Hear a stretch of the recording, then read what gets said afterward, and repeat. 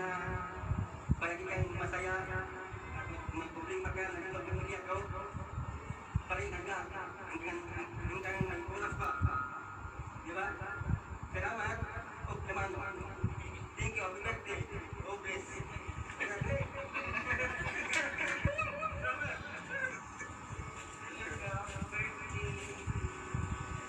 Sana masaya ka sa birthday. Ingat ka palagi. God bless.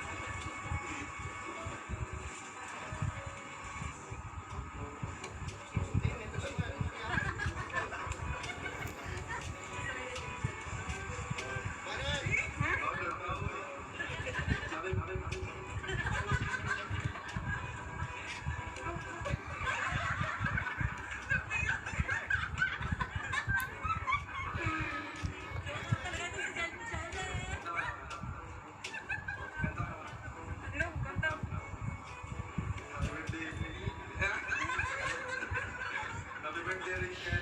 Ganda mo lagi. Sungan lang mo.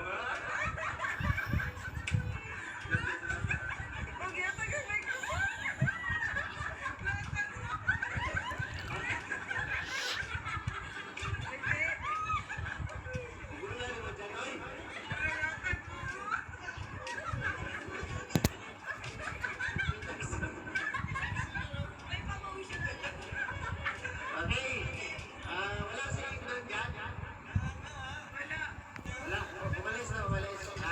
Next natin si Maui. Wala si Maui, wala. Okay, ikaw din, wala. Okay, sino ba may hawak sa matupang? Wala na? Wala na. Hawak na nilang Rachel 19 roses, no? Ito po ay advance celebration po ng kanyang birthday. Bago natin isunod yung kasunod sa programang ito, magbibigay din ako ng konting mensahe para sa kanya. No? Para sa akin, manatili kang matatag at magpalakas ka or lakasan mo pa ang kalooban mo, loob mo para magiging matibay ka na magiging matapang ka. Gusto ko makita sa iyo yan na magiging matapang ka para umarap sa hamon ng buhay. No? Kailangan mong magpakatibay, kailangan mong magpakatatag sa nilalabanan mong buhay ngayon. Kasi ang dami ang responsibilidad na pinapasan mo. No? Sa dami ng responsibilidad na pinapasan mo, kailangan mo ipakita sa buong mundo na matibay ka. At nandito tayo sa mundo ng social media, no? Nandito tayo sa Sokmed. Kailangan natin labanan lahat, no? Yung mga negative na tao na gusto tayong hilahin pababa. Basta ipakita mo sa kanila na lagi ka lang positive. No? Huwag kang magpakita na nangihinaan ka ng loob. Kasi dyan sila kukuha ng lakas para hilahin ka pababa. So yun lang. Kailangan natin maging matibay pagdating dito sa social media. Yung mga negative na tao, hindi yan mawawala kasi nandito tayo sa public. Okay? So, tinatawagan ko si Kuya Mario. Nakasalang na ba, Kuya? O, hanapin pa. Okay. Tinatawagan ko si Duto Cruel para pumunta dito at isayaw, isilangga. Ito po ay request po ng pinakamamahal nating mga viewers, no? Kakantahin daw ni Mario yung kanilang sasayawin. Si Kuya Mario's vlog po ang kakanta at yung dalawang maglangga po ay sasayaw. Dala-dala ni Roel ang kanyang pinili niyang bulaklak para sa kanyang palakpak. Para sa iya at kuya. Asa na mga dong? Ay, sige. Okay, palakpakan natin, mga alagsa. 8, 1, 9, 1.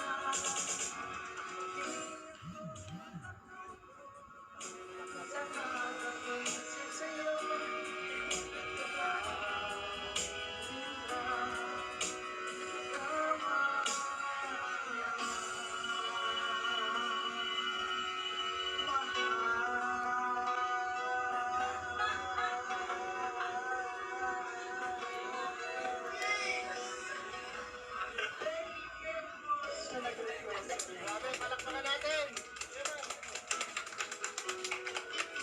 Okay, grabe. Grabe yan, no? Sa... Una po sa lahat, magandang gabi po sa ating lahat dito.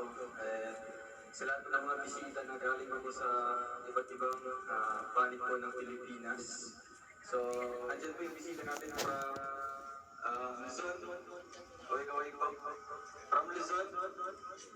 Luzon po sa inyo, kaway-kaway. Siyempre, yung mga bisita din natin po from Mindanao. Ayan po kay Pigaleti, Ate Emma Balakis. So, nakahabol po sila dito po sa celebration po ng advance celebration po ng birthday nila. So, maraming salamat po sa lahat po na mga grupo or individuals na nagiging support system po dito sa, sa birthday po nilang gano'n. Maraming salamat po sa inyong pag-initiate po and pag-share po rin yung blessings po dito po sa unforgettable po na birthday celebration nilang gano'n. So, andyan yung mga iba't ibang grupo sa Dahil Chapter and andyan po sa Tarpaulin po lahat po ng mga grupo. So, thank you so much po sa mga nag-effort para po meron tayong pagkain ngayon. Thank you po and sa pagbuo po ng program. So, wish ko lang po kayo lang sa lahat po ng mga nagbigay po sa kanya ng mga birthday wishes kanina. I hope po na, syempre, matupad lahat. Diba? Kasi isa lang naman po dito talaga yung ating, common denominator natin dito sa ating birthday wishes is matupad nilang yung kanyang minimity, diba? Yung talagang ano niya, main core dito, yung kanyang pangarap talaga, no? Para sa kanyang pamilya, alam naman natin talagang kinukonsider niya yung pamilya niya dito. So, di bali na wala sa kanya, basta ma-provide niya rin sa kanyang family, sa kanyang mga pamilya. Kaya saludo ako dyan, wala akong comment dyan kasi nakaka-proud na isang family-oriented po na palangga. So wala akong ibang nakilala po na ganyan po na talagang kinoconsider first yung families before po sa kanyang sarili. Kailangan ko lang nakita and ano lang, syempre pagpatuloy mo lang po yan langga and maraming nainiwala sa iyo and nag-cheer up, no? Kahit hindi mo siya nakikita or hindi mo siya nararamdaman. Basta isipin mo lang palagi in times of medyo down, diba? Sa downness natin due to some yung mga bashers, diba? Sila naman talaga yung nagiging distractors natin kasi nga nasa social media tayo. So isipin mo lang palagi na sila po ay 1% lang out of 100, di ba? Kasi ang 99% dyan, yun yung mga sumusuporta sa atin or sa iyo mismo. Kaya andito sila ngayon, no? Kulang pa nga ito, yung mga sumusuporta sa atin na naniniwala sa iyo, di ba? Isa na ako doon na talagang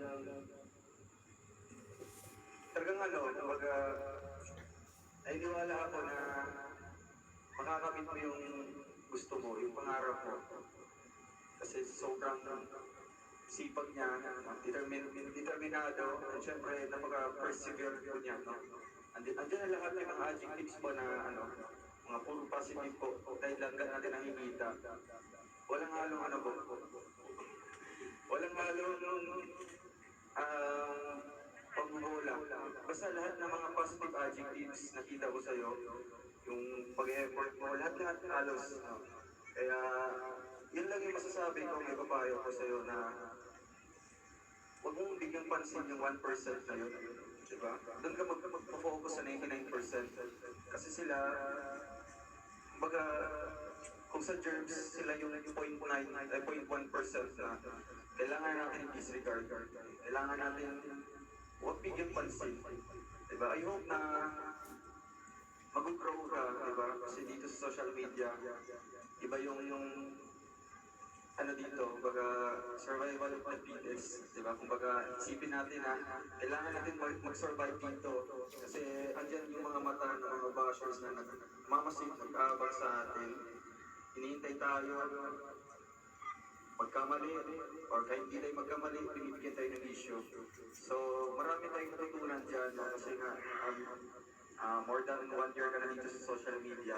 And I hope na mas matututo ka pa, di ba? At nakikita ko naman sa'yo na palaban ka na ngayon. Hindi ka parehas dati na vulnerable po sa mga bashers. Basta ipagpatuloy mo lang yung ginagawa mo. Dito lang ako, nag-cheer up and sumusuporta sa'yo. And, ano ba ba?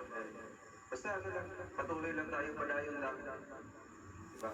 And, I just want to take this opportunity din po na, syempre, humingi ng pasensya lang sa mga lapses ko, sa mga pagkukulang, and syempre sa mga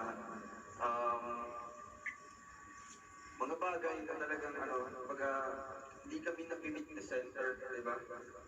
Hindi kami nag-meet the center, may mga misconception, misunderstanding, misjudge, or something, hindi kami nagkakaintindihan. And I know, normal lang naman po ito, no? Kasi, ano naman po, baga, totoo kasi ito, di ba? Hindi na po ito love team na puro 100% kiligan or something, puro positive lang nakikita niyo po. Totoong buhay naman kasi ito. And basta may mga pagkukulang po ako, and handa pa naman din accept naman ako sa mga lapses ko sa mga pagkukulang. Basta may i-assure ko sa kanya na bigyan ako ng chances. Diba? Chances na ipuprove ko sa kanya, and hindi lang naman para pansarili yung ginagawa ko dito, para din naman sa pamilya ko and kasama naman silang sa mga future na binibuild up ko ngayon. Kasi mahirap po sa situation ngayon na yun nga, na-separate na yung community ng Rochelle. Medyo mahirap na rin sa part ko na kung paano ko i-handle ito ng maayos, walang magtatampo, walang samaan ng loob. Medyo mahirap sa part ko, pero yun lang, hihingi ko lang na understanding, and kung meron bang mga magkakamali, kaya ko naman din tanggapin yun at itutuwid na tama. Ito, nagiging one family na po tayo dito. Diba? Marami na tayong mga napagdadaanan po ng mga problema. Marami ng mga challenges tayo na nalampasan. I hope na hindi magtatapos sa ganun lang na walang kabuluhan na dahilan. Lahat ng mga bagay na pag-uusapan, lahat ng mga problema, may mga solusyon. Basta bigyan lang, di ba, magkaunawaan lang, parehas naman tayo ng purpose dito para sa pamilya natin. Pamilya mo din, no? Basta, I love you Palangga, and happy birthday. Peace. Takpak!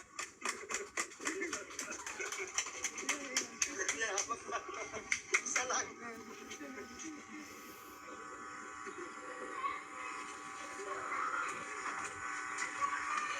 Okay.